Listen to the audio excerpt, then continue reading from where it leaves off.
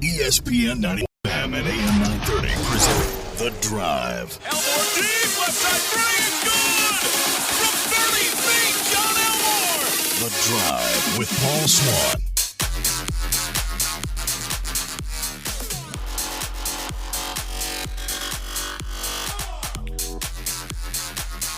Good afternoon and welcome to The Drive with Paul Swann. I'm not Paul Swann. Paul is not with us today.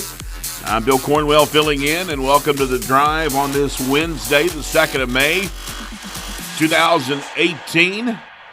Lovely day in downtown Huntington, sunny skies, a few puffy clouds out there, but temperatures in the 80s almost feels like summer. And got a kind of a summer feel because got a lot to talk about today, and we're going to start off with some interesting news out of the Marshall basketball situation. And, of course, this is a situation where with Marshall winning in the NCAA tournament and winning the Conference USA championship this year, this is a good time to be a Marshall basketball fan. And there's a lot of excitement around the program, a lot of high expectations for next year, especially if C.J. Burks and John Elmore decide, as most hope they do, to come back and play their senior seasons to lead the herd. They're going to be playing with a new toy next year, so to speak, at the Henderson Center, as Marshall announced today that the university and IMG College is investing in a $1 million new scoreboard video system for the Henderson Center, which will obviously be used for basketball and volleyball games. Now, the old video board that they use down in the east end of the arena is certainly not high definition. It's pretty low tech when you think about what we have available today compared to the video system over at Jones C. Edwards Stadium. Sometimes it was kind of hard to see some of the video. Well, this will not be a problem because Marshall and IMG College announcing today this installation of $1 million state-of-the-art Daktronics center-hung video board and basket stanchion displays in the Cam Henderson Center for the 2018-19 season. Of course, the men's basketball program posting an unprecedented 2017-18 campaign that snapped the Thundering Herd's 31-year NCAA tournament drought in a big way, defeating Wichita State 81-75 in first-round action. Of course, and that came after Marshall captured the 2018 Conference USA tournament title down in Frisco, Texas. Quote from Marshall Athletics Director Mike Hambrick. He says this is another significant step in the continuing effort to upgrade the Henderson Center. This is an exciting development for our basketball and our volleyball programs, and one that everyone in the Henderson Center and the Herd family richly deserves. So that's something you can look forward to next season. You're going to have better video. You're going to have higher quality video, higher definition video. You're going to have a state-of-the-art scoreboard. And this will, not only be for basketball, but for volleyball as well. And, of course, Marshall has a lot more toys now to play with than the video in because, of course, Marshall, like all Conference USA schools, is invested in new video equipment, a video control room in the Henderson Center that provides the Herd Vision live broadcast of athletic events, be it basketball or football or softball or baseball. That's all controlled there in the Henderson Center. There's new cameras, there's new video equipment, new audio equipment, a lot of bells and whistles that are very high tech. And this will go along with this brand new video board and scoreboard in the Cam Henderson Center coming up this season. So that's great news coming out of the Marshall Athletic Department front, and something to look forward to. Just make you just a little bit more exciting for Marshall basketball in 2018-2019. Marshall's softball team is in action this afternoon down at the University of Louisville, taking on the Cardinals. Cardinals is a pretty good team in the Atlantic Coast Conference, and a wild game going on right now. Marshall trailing Louisville in the last inning by a score of 13-10. Marshall scored 9 runs in the 5th inning, and they took a lead And then in the fifth inning, Louisville scored 7 to take that 13-10 lead, and that 13-10 lead is holding as they are in the last inning of that contest down at the University of Louisville. Marshall softball is wrapping up their non-conference schedule with this game today. This is the last non-conference game. Now, Marshall will be home this weekend with a league series against the Middle Tennessee Blue Raiders at Dot Hicks Field. A little bit of news on the Marshall football front. Of course, a lot of folks were a little bit disappointed maybe that the Herd didn't get anyone drafted in the NFL draft last Thursday, Friday, or Saturday. Of course, there was a lot of hope that maybe Chase Litton might get a shot. Well, Chase is going to get a shot with Kansas City Chiefs as a free agent. Of course, Marshall had 4 free agents signed, and they could have 5. That is, if Ryan Urachek does well. Ryan Urachek is going to be trying out this weekend with the Cleveland Browns. He and several others. You might want to call it a cattle call almost. It's almost like a staging call for a show. But Ryan is going to be one of several guys competing for a camp spot, basically. No promises of a contract. Just basically he would be yet another free agent, but he's having to fight just to get that free agent status. And that's going to be coming up this weekend up in Berea, Ohio, the Cleveland Browns training facility and headquarters. And Ryan is just going to be trying to impress Hugh Jackson and the coaching staff and the front office people with Cleveland Browns. Of course, Ryan, despite unbelievable numbers at Marshall in his career, big touchdown maker, clutch catch guy, was just for some reason just didn't catch the attention of the NFL, at least for drafting purposes. So this is going to be his opportunity, maybe his one and only, and he's worked hard in the offseason to get this. So this is going to be a big weekend, and hopefully things go for Ryan, because you talk about just a solid individual, class individual. That's Ryan Urachek. You certainly hope that things do go well for him. But this is going to be his shot, going to be his chance. No update yet on the Marshall softball game. Again, it's 13-10 in the last inning. Marshall trying to make a comeback against the University of Louisville. It's been a wild game down there this afternoon. Coming up on our show today, we're going to just kind of be all over the place because coming up in a few moments, we're going to have Matt Gajka on. Now, Matt Gajka has been on with Paul a few other times, talking a little bit about the NHL Stanley Cup playoffs. And, of course, Matt kind of concentrates on covering the Pittsburgh Penguins. And the Penguins lost a toughie last night to the Washington Capitals, but there was a little bit of controversies in that game. And we'll talk to Matt about that. And we'll kind of touch on all of the hockey activity. And also, a little bit later on, we'll talk about the new basketball coach at Huntington High School. He was hired last night. Also, a little bit of news on the West Virginia basketball front. Someone's back, someone's not back, at least right now, for the Mountaineers. And then we'll wrap it up with some NBA and some baseball talk. Of course, we'll have Pittsburgh Pirates action this evening. The Pirates, 7:05, will be taking on the Washington Nationals in D.C. We'll have the game right here on ESPN 94.1 AM 930. Tonight's pitching matchup, Ivan Nova will be on the bump for the Pirates, taking on Steven Strasburg for the Washington Nationals. Games earlier today, Boston beat Kansas City by a score of 5-4. Much-needed win for the Cleveland Indians. Corey Kluber on the mound, and the Tribe beats Texas by a score of 12-4. Minnesota shut out Toronto 4-0. And it was the Cardinals beating the Chicago White Sox by a score of 3-2. Afternoon baseball, 4 games.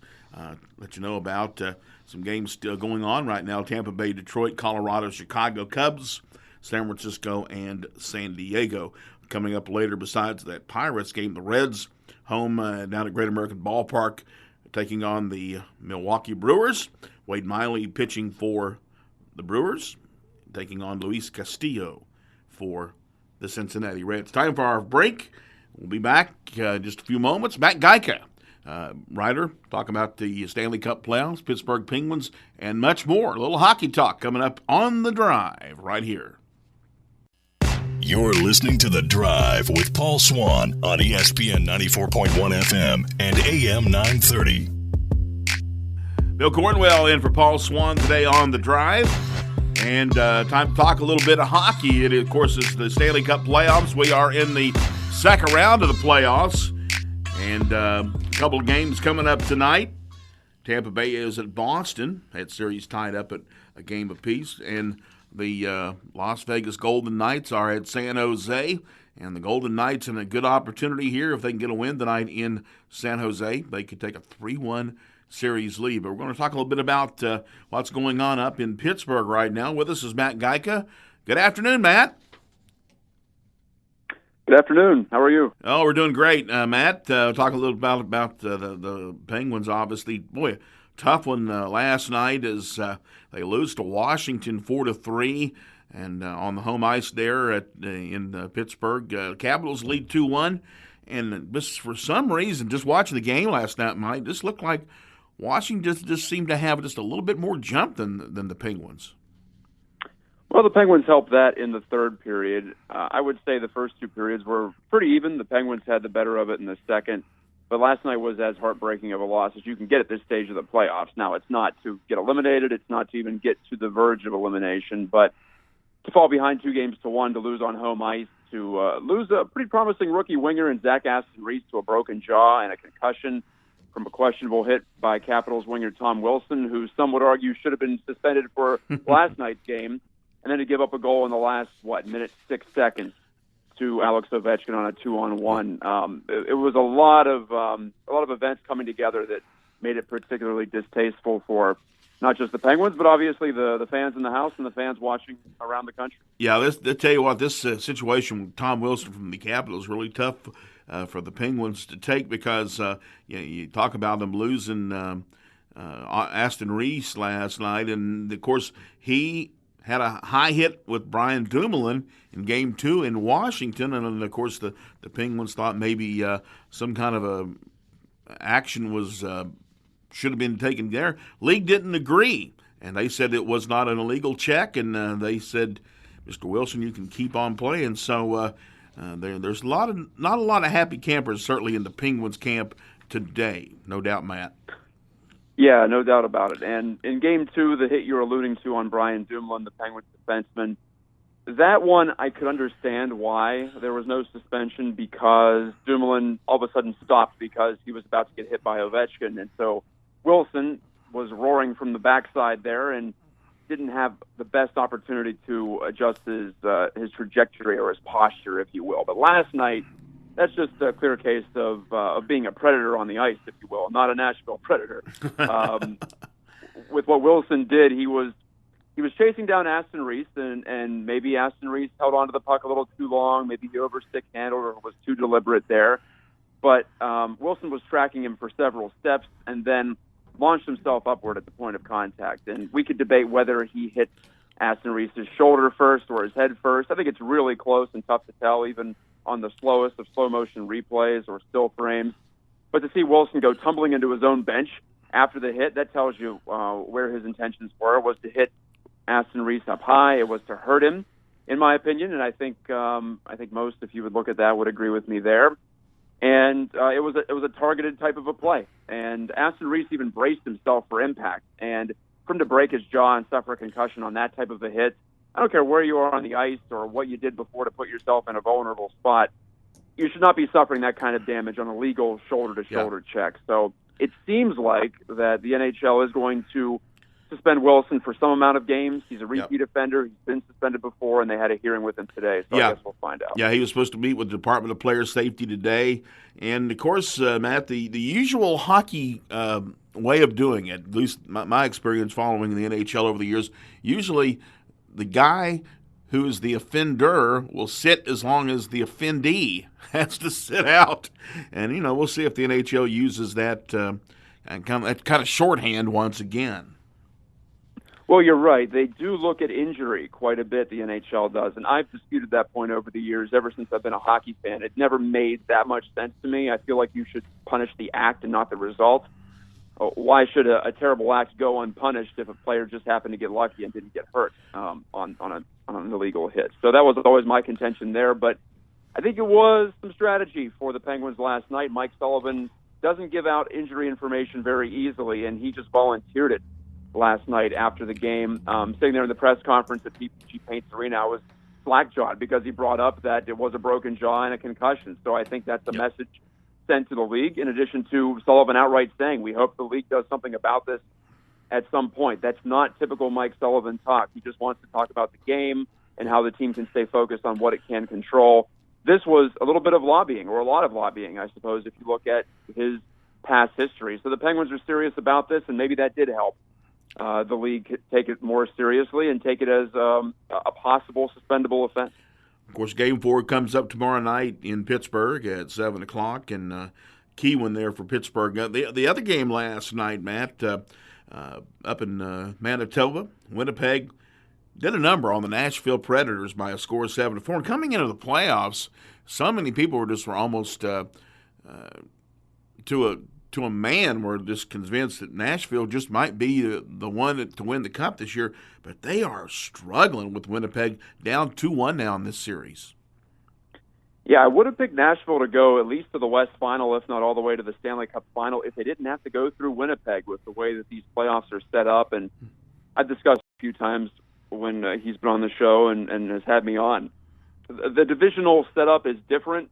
I still don't know if I quite like it. It's been 6 years now. Maybe I should make an opinion at some point. But, for instance, I love seeing the Penguins and the Capitals play. I think it's great theater, and we're seeing it for a third straight year when we didn't see it for 7 years.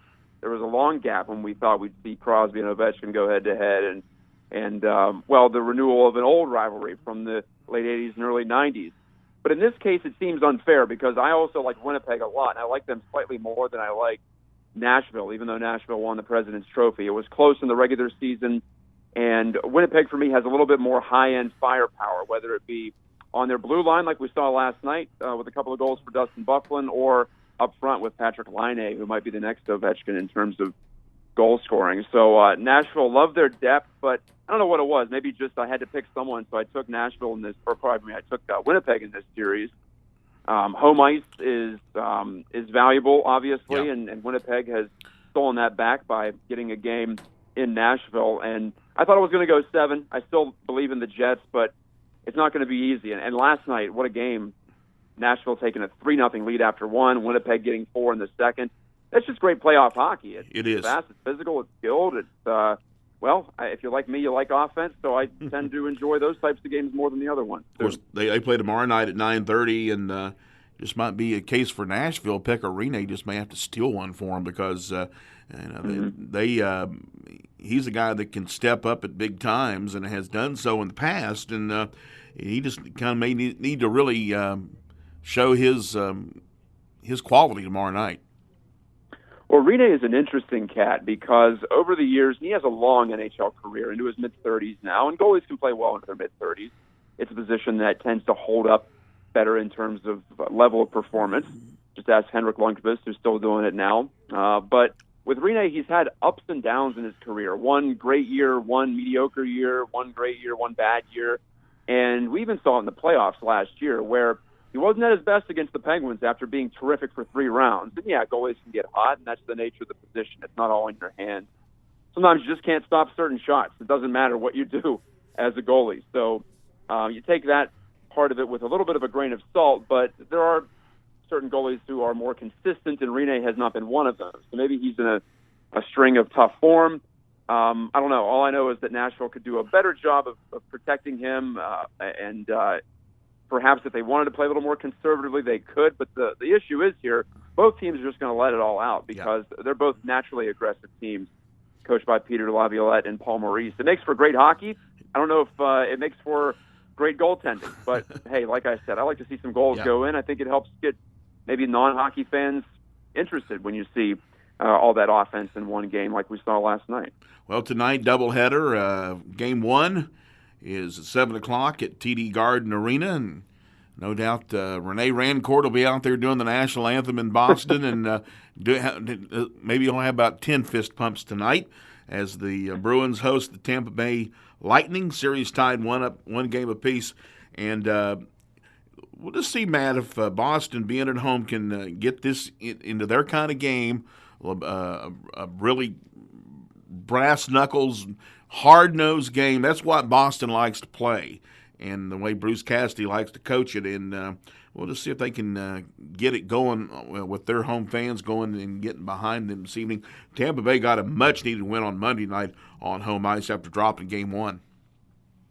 Yeah, Boston, to me, strikes me as the team that you don't want to play right now. And as you alluded to, they can play it some different ways. Yeah, they have some young talent, some decent skating. I wouldn't call them the fastest team in the league, though, by any measure. Yeah. Tampa, they want to play a quick game. And in talking to some Penguins this year, I asked them a couple of times, asked a couple of different guys, in fact, who can match your speed? The Pens are known for being quick. And Tampa Bay was always the answer that I got back. So that's the type of game they want to play. It's not terribly different from Boston, and not that Boston can't win an up-tempo game, but I think they'd rather control it. They have some youngsters on the blue line, does Boston, so maybe they want to keep it a little more under control and not so wide open, and not make some of these younger players make all these high-stakes decisions in the open ice and keep it more structural. But Boston can score with the best of them. You've seen that top line. Yep. It's right there with Crosby and Gensel and Hornqvist as the best line in the playoffs, and I'm talking about Patrice Bergeron in the middle, Brad Marchand and David Pastrnak on the wings. They've been as good as anybody,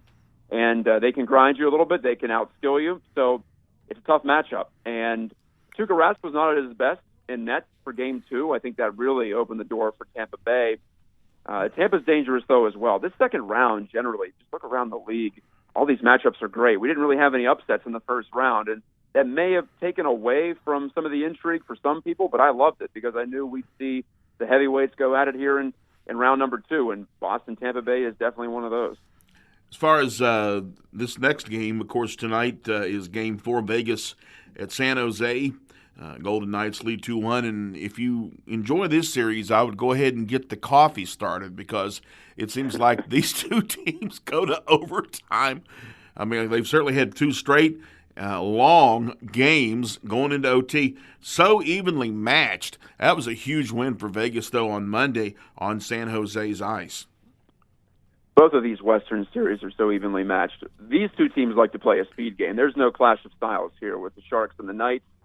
The Knights might play the fastest game just in terms of moving the puck that I've seen in the NHL. So full kudos to Gerard Gallant, their coach, and George McPhee, their GM, for picking up some guys who can play that way.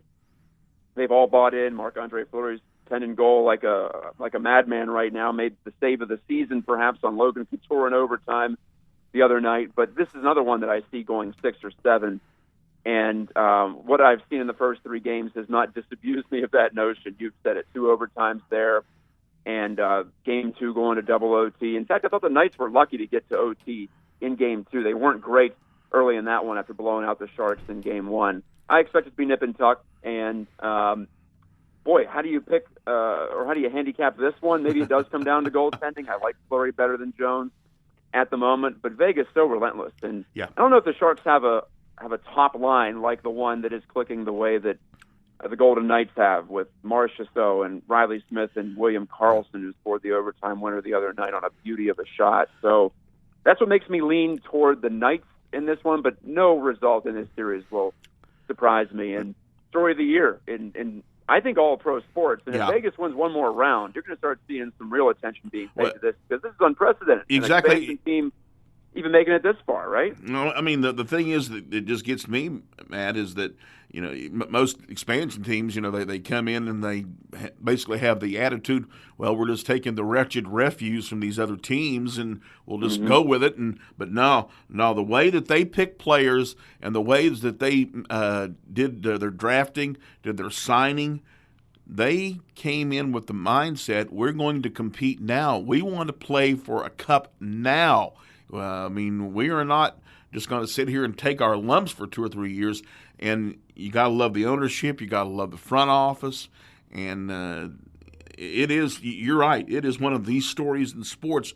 And what a story out in Vegas. Who would have thought that hockey out in the desert, It's certainly, to me, it's already more of a success there than maybe the Arizona Coyotes have ever been, as far as just overall, all-around just love of a franchise.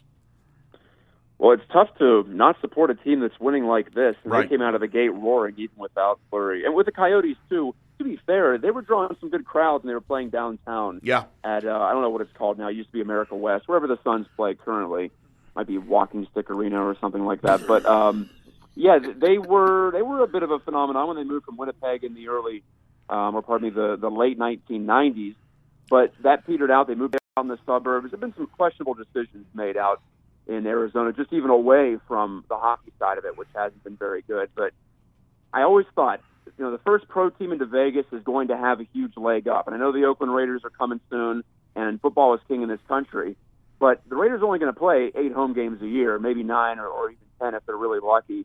But the Golden Knights are a part of the culture now. And with the way that they were there after the tragedy in October, they've been woven in. And they have it's been a real business victory for the NHL in that way. And I'm just happy because I'm a hockey fan. I like to see new people get involved with it. And Vegas always had pretty good ratings as well, if you look at some of the non-NHL markets in terms of Stanley Cup finals and playoffs. So it's not totally out of the blue, but yeah, there are parts of it that have taken off to a degree that has surprised me and so many other people. Well, Matt, great talking with you this afternoon. If you're not informed, you should be now, because I think you and I pretty much covered it all for anyone who's interested in the Stanley Cup playoffs. Thanks a lot, Matt.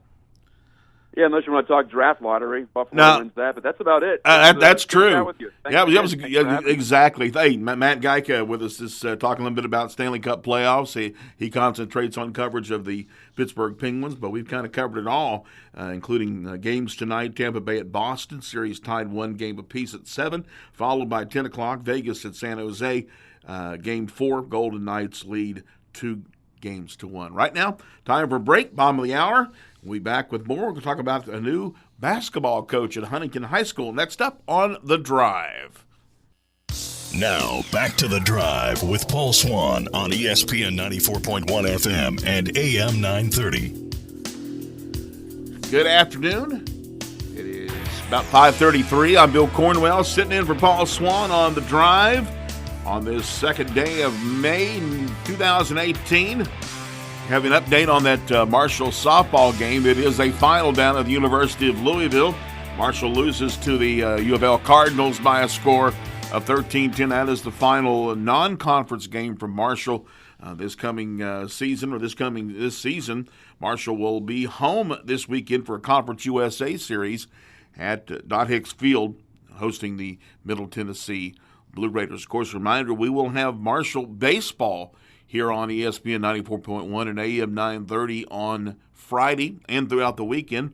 Marshall will be home at Appalachian Power Park this weekend, taking on the Monarchs of Old Dominion in Conference USA action. And the Herd is trying its best, working hard, trying to win a few games and maybe sneak in for one of those final spots for the Conference USA tournament. They only take 8 teams in the Conference USA tournament. Right now, the Herd is on the outside looking in as far as one of those 8 spots. So the Herd's last couple of regular season weekends going to try to win some games, put some victories together, and they'll try to make things happen. But Steve Cotton will have all the action right here on ESPN 94.1 AM 930 coming up on Friday night.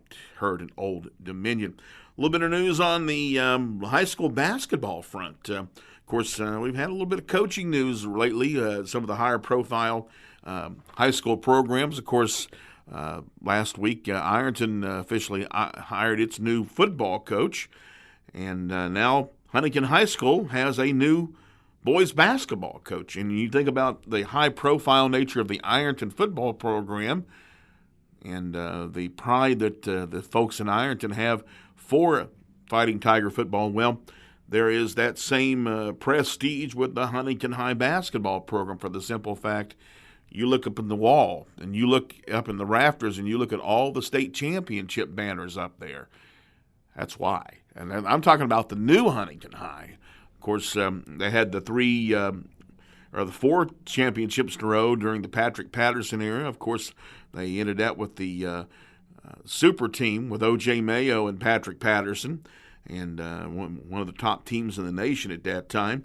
But even many years after Patterson, O.J. Mayo, Chris Early have gone, this program has continued to rack up state championships, especially under the tutelage of Ron Hess. Well, Ron Hess this past season announced he was stepping down after the Highlanders got knocked out of the state basketball tournament a little earlier than usual this year, and that meant a search for a new coach. And that search ended last night with the Cabell County Board of Education hiring Ty Holmes.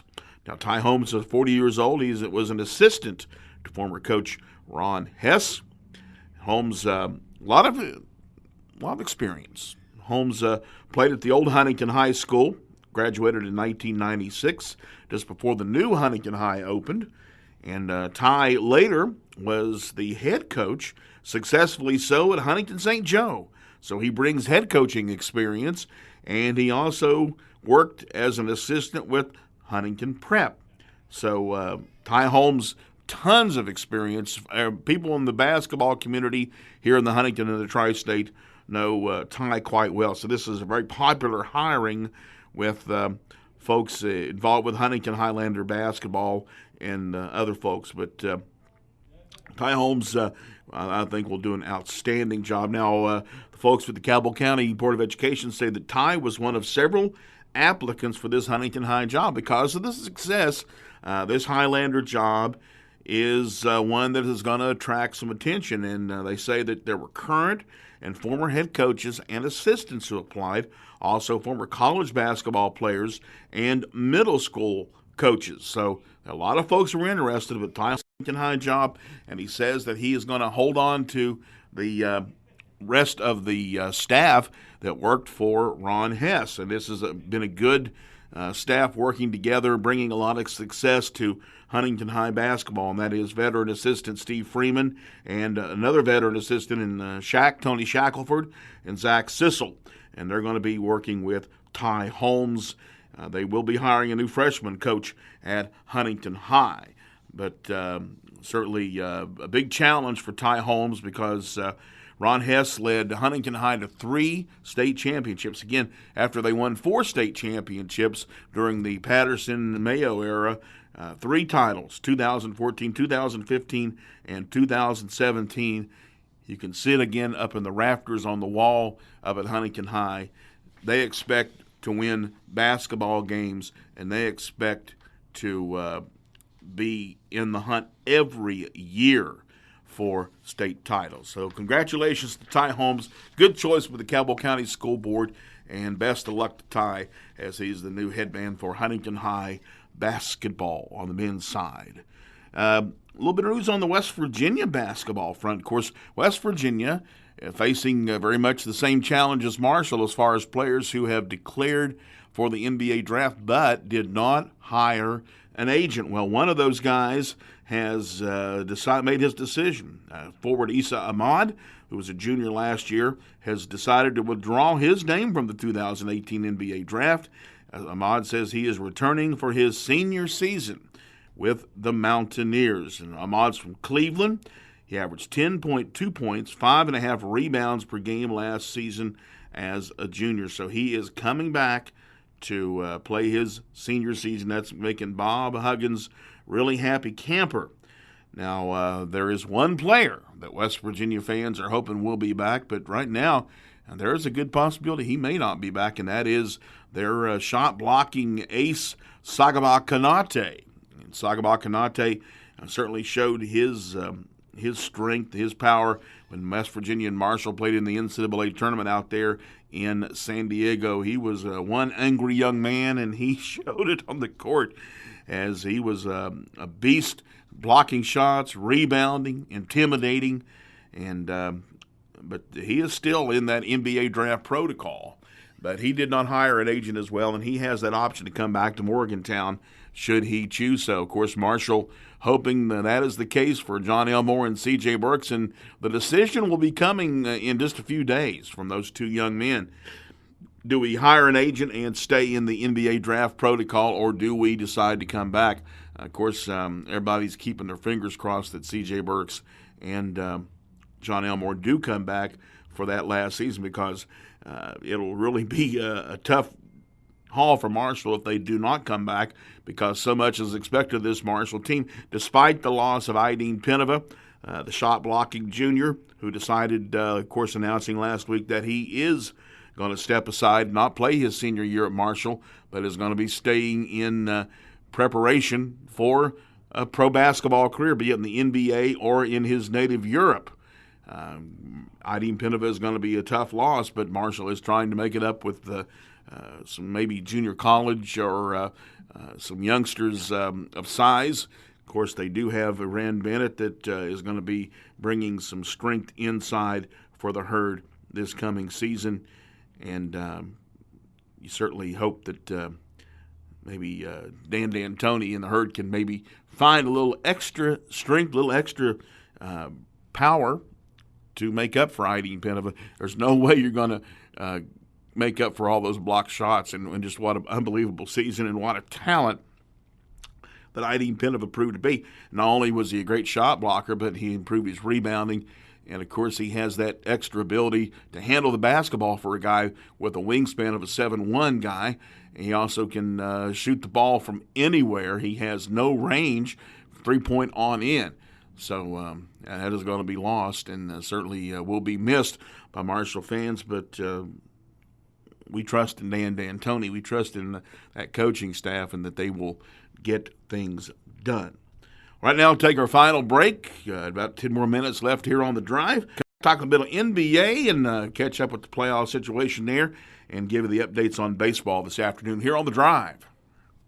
You're listening to The Drive with Paul Swann on ESPN 94.1 FM and AM 930. About 9 minutes before 6 o'clock here on The Drive with Paul Swann. I'm Bill Cornwell filling in for Paul. Update, earlier we talked about that Marshall was playing softball against Louisville today, and Louisville gets the win over Marshall on the softball diamond down in Louisville, Kentucky, by a score of 13-10. Of course, for you Marshall basketball fans, if you weren't with us earlier, a little bit of news. Your viewing at the Cam Henderson Center is going to be improved. Marshall announcing today the adding of $1 million video board, center court video board, high-tech, all-new stuff for 2018-19. It's been a long time since there's been a center court scoreboard at the Henderson Center. Of course, when they opened the building back in 1981-82, there was a up in the roof scoreboard, had a message board feature on it. That was pretty high tech at that time, but of course, as the time has gone on, we've added high tech audio, high tech video. And the video board that was in the east end of the Henderson Center really hasn't caught up. So Marshall is doing a nice job of boosting with $1 million new video board. Marshall and IMG College making that joint announcement today. And that's really going to add to the atmosphere and to the excitement of Marshall basketball at the Henderson Center. Well, it is an off day for the Cleveland Cavaliers in that series with the Toronto Raptors, Eastern Conference semifinals. Last night, the Cavaliers get an overtime win by a point over the Raptors, 113-112. And what was unusual, the Raptors led that entire game in regulation or were tied. Cleveland never led in regulation time last night, but they got the job done in overtime, and they did get the 1-point win. And they will have Game 2 of that series at Air Canada Center up in Toronto tomorrow evening. Actually, it will get underway at 6 o'clock. Now, tonight there's only one game in the NBA playoffs in the West semifinals. It'll be Utah and Houston getting at it, and that is Game 2. Houston won Game 1.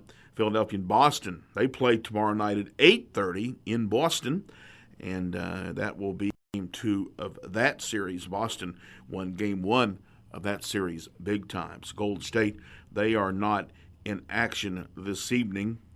The Warriors, of course, most folks think that you can almost give them another championship, but it's going to be a challenge going to be a challenge. And certainly the Houston Rockets want to prove that they're going to be worthy opponents in that battle for the West Championship in the NBA. Cleveland Cavaliers, a little discussion with them, at least for the time being. They say they're going to stick with Kevin Love as their starting center, despite his individual struggles at the position in the postseason. Coach Tyronn Lue says they're going to stick with him. He says whatever's good for the team is what we're going to do. I think it spreads the floor out for us. Now, Jonas Valanciunas is going to go to help try to block shots. Kevin's going to have open shots all night, so whatever's best for the team is what we're going to do. In other words, they want to they would like to draw Valanciunas away from the basket, who is the Toronto center, but he's not going to do that. He's not going to come out and guard on the wing. Love had a rough go of it last night in that 113-112 win over Toronto in overtime. He started 1 for 8 from the field, finished with only 7 points. That is really low for an all-star like Kevin Love. And he was only 3 for 13 shooting, that is. He did have 13 rebounds, so that's pretty good nights. At least he had double figures on the rebound front, but scoring-wise, that was way low. But anyway, Cleveland-Toronto will do battle again tomorrow.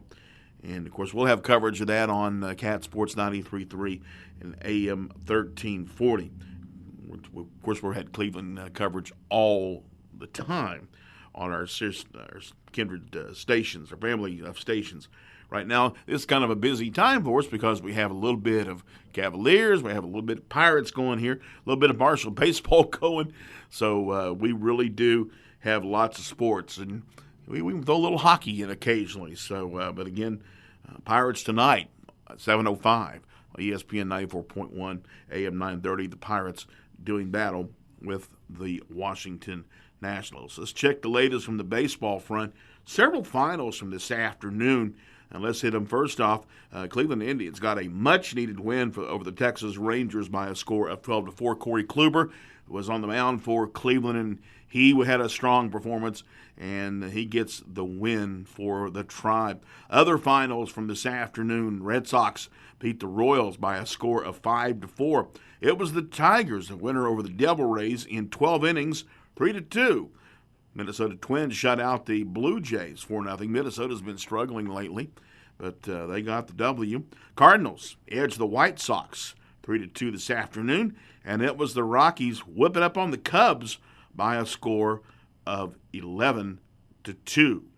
Now, one game that is still in action, bottom of the sixth inning, out in San Francisco, the Giants 9-3 leaders over the Padres.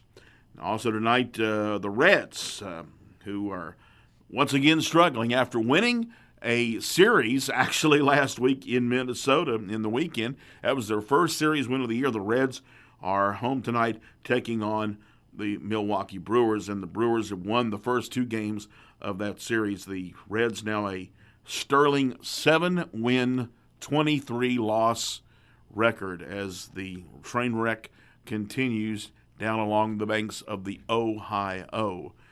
But if you're a Reds fan, you just kind of hope someday, maybe someday, we will be competitive once again. But that is not the case, and of course, they're doing the best they can with the new management of Jim Riggleman. But it is a tough call and a tough sell, to be honest with you, if you are involved with the front office of the Reds trying to get fans to watch this team. And it is not fun. There's probably going to be a lot of empty seats all summer long down at Great American Ballpark, except when they have a certain bobblehead nights, which are biggies. When they have special events down there, they do seem to draw pretty well.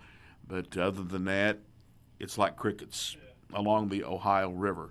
Things just not going real well right now. But again, tonight, got Pirate baseball. Pirates, man, they've been playing so well. First place team in the National League Central.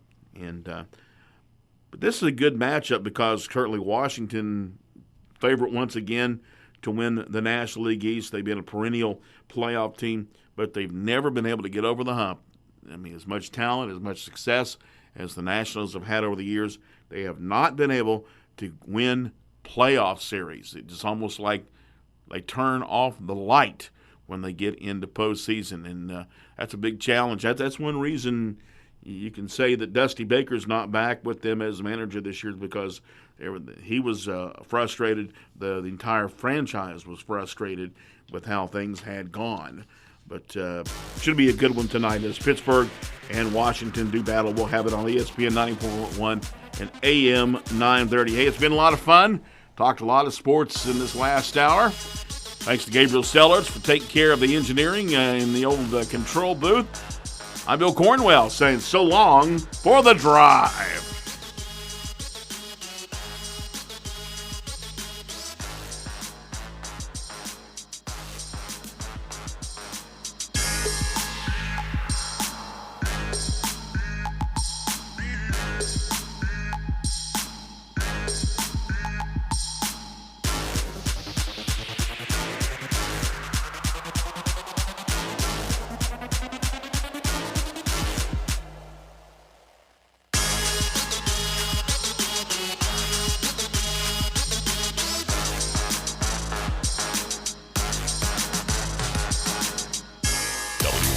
Huntington, W227BS Huntington, ESPN 94.1 FM and AM 930.